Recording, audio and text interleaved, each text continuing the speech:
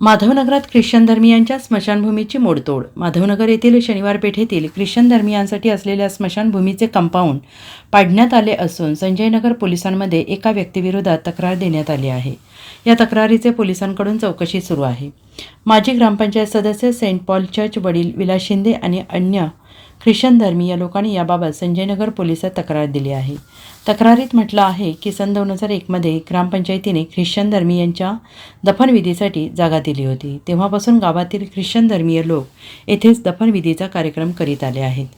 रविवारी मध्यरात्री संतोष सूर्यवंशी नामक व्यक्तीने आणि त्याच्या साथीदारांनी या स्मशानभूमीच्या कंपाऊंड वॉलचे पिलर पाडले आहेत. या घटनेमुळे माधवनगर येथील ख्रिश्चन धर्मीयांच्या भावना दुखावल्या असून आर्थिक नुकसान झाले. या प्रकरणाची चौकशी करून दोषींवर कारवाई करण्याची मागणी तक्रारीद्वारे करण्यात आली आहे.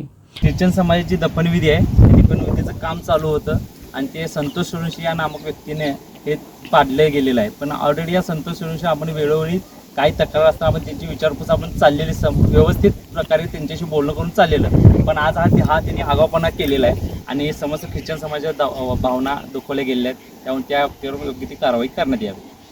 आज माधवनगरमधील ख्रिस्ती समाजाचे बांधव आम्ही या ठिकाणी संजयनगर पोलीस स्टेशनमध्ये आलेलो आहोत.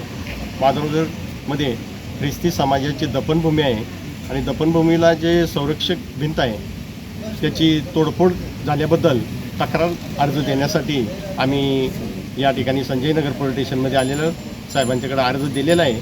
त्यांनी योग्य ते कारवाई करतो असं आम्हाला आश्वासन दिलेलं आहे. Bureau report SBN Marathi, Madhavnagar.